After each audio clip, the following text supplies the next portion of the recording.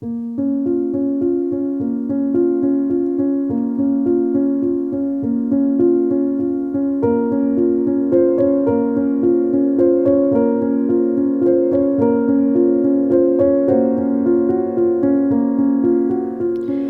vorige episode het ons gekyk na hoe die profiel van bejaardes se spierweefsel verander.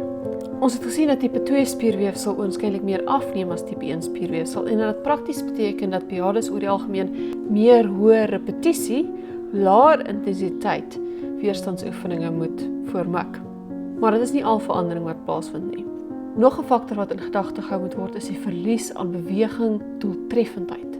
Met die ouderdom neem die senuweestelsel se motoriese funksie af. Die sinapse wat syne van die motoriese korteks in jou brein na jou spiere toe oordra, raak onstabiel, soos 'n raserige radiosein. Dit veroorsaak 'n meer veranderende spiersamentrekking teen 'n stadiger tempo as gevolg van die laer motorneuron vuurtempo. Meer nog kan die rugstringse motorneuronselle doodgaan, saam met 'n vermindering in hoeveelheid en die deursnee van die myelien, waar die senuweesel aksome isoleer om die spoed van neurale seingeleiding te verhoog. Die liggaam kompenseer vir die agteruitgaan van motorneuronselle en myelien deur uitspruiting. Dit beteken die oorblywende motoriese aksone verbind met mekaar en vorm groter motoreenhede. Hierdie uitspruiting kan kragproduksie verlies tot en met 50% verminder. Uit die aard van die saak is daar net soveel wat hierdie uitspruitingproses kan doen.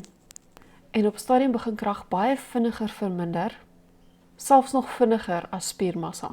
Wat dit basies op neerkom is dat bejaardes meer lomp kan wees en as gevolg van die verlies aan motoriese effektiwiteit kom daar 'n verlies aan plofkrag, selfs wanneer krag gebou word. Nog 'n faktor wat bydraend is die feit dat bejaardes minder bindweefsel het as gevolg van laer proteïenomset wat hulle gewrigte en siening swakker maak. Een van die primêre redes hoekom dit gebeur is die verlies aan groeihormone, wat nodig is om die proteïnsintese in bindweefsel te handhaaf.